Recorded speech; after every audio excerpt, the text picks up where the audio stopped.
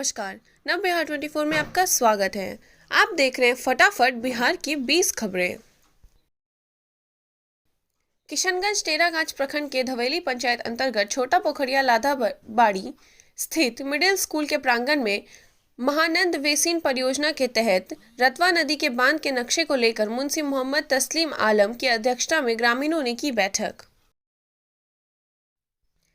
में मुख्य रूप से नक्शा अनुदान बांध बनाने के लिए ग्रामीणों के घर और उपजाऊ जमीन नदी में जा रही है, जिसको बचाने का एकमात्र उपाय रतवा नदी से 100 मीटर के अंदर ही बांध बनाई जाए, इस पर विचार किया गया। अररिया जिला के फारबिसगंज में सोमवार को जॉब से प्रमुख पप्पू यादव ने पीड़िता दवा व्यवसायी के स्वजनों से मिलकर घटना की जानकारी लेते हुए मदद का आश्वासन दिया है। 1 महीने के अंदर आप फारबिसगंज में आधा दर्जन मर्डर की बात कर रहे हैं। पटना में लगभग 2 दर्जन से ज्यादा हत्या 1 महीने के अंदर हो चुकी। राजधानी में इकबाल, डर और भय, दहशत सब समाप्त है सरकार की। आम आदमी दहशत, डर और भय के वातावरण में अपनी जिंदगी जीता है। कोई सुरक्षित नहीं है, किसी की घर की बच्ची सुरक्षित नहीं है, किसी का पिता लौटेगा कि नहीं, किसी के बच्चे लौटेंगे कि नहीं, यह बिहार के लिए बिल्कुल फिक्स्ड हो चुका है कि अब नहीं लौटना है और सरकार मस्त है। मैं कल पूर्वी चंपारण जिला के कुंडव चैनपुर में दबंगों द्वारा एक 12 वर्षीय बच्ची के साथ गैंग रेप कर हत्या कर दी। इधर मृत बच्ची के माता पिता को डरा धमकाकर आरोपियों ने चुप करा दिया है। घटना के 1 सप्ताह बाद मृत बच्ची के पिता ने सिकरना एसडीपीओ को आवेदन देकर प्राथमिकी दर्ज कराने का आग्रह किया, जिसके बाद मामला सामने आया। इसी बीच कुंडवा चैनपुर थानाध्यक्ष संजीव रंजन और आरोपी के बीच बच्ची के शव को ठिकाने लगाकर हो रही बातचीत वायरल हो गई, जिसके बाद एसपी ने थानाध्यक्ष संजीव रंजन को निलंबित कर दिया और घटना की जांच के लिए आईटी का गठन कर दिया। जिला प्रशासन पूर्वी चंपारण और मोतिहारी चैम्बर ऑफ कॉमर्स के संयुक्त तत्वाधान में आज समाहरणालय परिसर के समीप स्थित डीआरसीसी भवन में संध्या बैठक पर समीक्षा हेतु पैनल डिसीजन का आयोजन किया गया। अररिया के हरियाली मार्केट के नजदीक परवान नदी में एक शव मिलने से फैली सनसनी।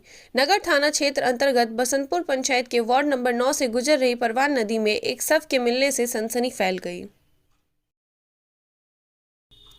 सूचना मिलते ही अररिया एसडीपीओ पुष्कर कुमार एवं नगर थाना अध्यक्ष सुनील कुमार नदी किनारे पहुंचे। पुलिस द्वारा सबको नदी से निकालकर पोस्टमार्टम के लिए सदर अस्पताल भेज दिया गया। अररिया नगर थाना अंतर्गत बस स्टैंड स्थित लीजा ट्रेडर्स एवं सप्लायर्स नाम फर्नीचर के शॉप से पीछे से चदरा काटकर चोरी की घटना को अंजाम दिया गया। 37,000 की चोरी के साथ साथ दुकान के कागजात से छेड़छाड़ भी की गई। चोरी की जानकारी देते हुए शॉप के दुकानदार अभय कुमार अकेला उर्फ बबलू ने बताया कि दुकान के दराज को तोड़कर 37,000 निकाल लिया गया और कागज भी ले गया। चोरी की सूचना नगर थाना में दुकानदार के द्वारा दी गई। बिहार के सुपौल में 100 रुपए की खातिर एक दोस्त ने दूसरे दोस्त को चाकू मारकर निर्मम हत्या का मामला प्रकाश में आया है। वहीं बीहपुर एसपी ने मौके पर पहुंचकर छानबीन की और मीडिया को बताया कि महज 100 रुपए की खातिर दोस्त ने दोस्त को चाकू घोंपकर उसकी हत्या कर दी। मृतक की मां के बयान पर सिंटू और उसके पिता को आरोपी बताया गया है, जिन्होंने त्वरित कार्रवाई करते हुए गिरफ्तारी कर कानून की कार्रवाई में जुटे हुए हैं। में नक्सलियों की रीढ़ तोड़ने के लिए सीमा सशस्त्र बल के जवानों की बड़ी कार्रवाई की है। इस इलाके में नक्सलियों ने अपनी आर्थिक मजबूती के लिए लेवी के अलावा जंगलों में अफीम की खेती करते थे। नक्सलियों के इस अभियान के हर साल करोड़ों रुपए की आमदनी होती थी। गया में हाल के दिनों में नक्सलियों के खिलाफ चलाए जा रहे अभियान के तहत गया के जिला के बियाबान जंगलों में सैकड़ों एकड़ भूमि पर लगे अफीम की खेती को सीमा सशस्त्र बल के जवानों ने जेसीबी चलाकर नष्ट कर दिया। मधुबनी में 10 सूत्रों की मांग को लेकर प्रखंड कार्यालय अनिश्चितकाल अनशन शुरू। अफसरशाही व भ्रष्टाचारी को खत्म करने की मांग। बेगूसराय में मकई के खेत में एक 20 वर्षीय युवक का शव मिलने से इलाके में फैली सनसनी। घटना डंडाकारी थाना क्षेत्र के राजोपुर गांव की है, जहां छात्रा की पहचान राजोपुर गांव निवासी बीए की छात्रा अनु कुमारी के रूप में की गई है। परिजनों का आरोप है कि प्रेम प्रसंग में गांव में ही राहुल कुमार ने छात्रा को बुलाकर दुष्कर्म के बाद उसकी गोली मारकर हत्या कर दी। इस संबंध में मुख्यालय डीएसपी ने बताया कि छात्रा का शव मकई के खेत से बरामद किया गया है, जहां गोली मारकर इसकी हत्या की गई थी।